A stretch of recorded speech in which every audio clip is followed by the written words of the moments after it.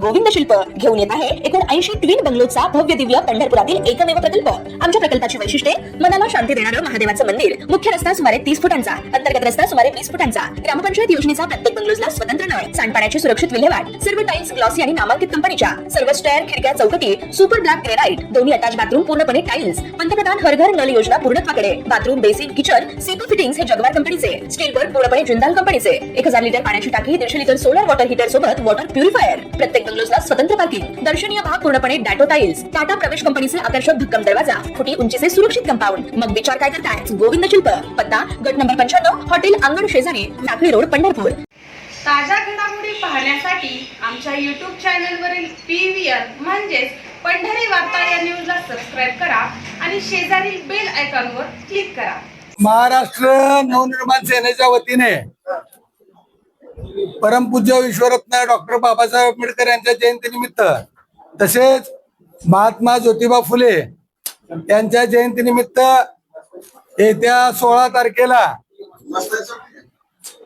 सर्वधर्मीय सामुदायिक विवाह सोहळ्याचं आयोजन करण्यात आलेलं आहे।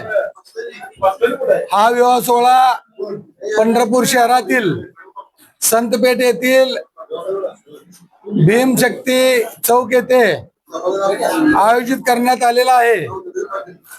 त्याचबरोबर या गुरु शिष्यांच्या जयंतीनिमित्त महाराष्ट्र नवनिर्माण सेनेच्या वतीनं विविध कार्यक्रमाचं आयोजन करण्यात आलेलं आहे।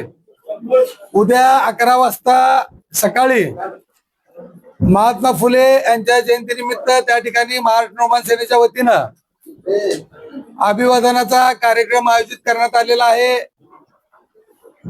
त्याचबरोबर वेगवेगळ्या स्पर्धा देखील या ठिकाणी आयोजित करण्यात आलेल्या आहेत। मग वक्तृत्व स्पर्धा असतील, निबंध स्पर्धा असतील, रांगोळी स्पर्धा असतील, या स्पर्धांचं देखील आयोजन करण्यात आलेलं आहे। त्याचबरोबर 14 एप्रिल रोजी परमपूज्य डॉक्टर बाबासाहेब आंबेडकर यांच्या जयंतीनिमित्त विविध कार्यक्रमाचं त्या ठिकाणी आयोजन करण्यात आलेलं आहे।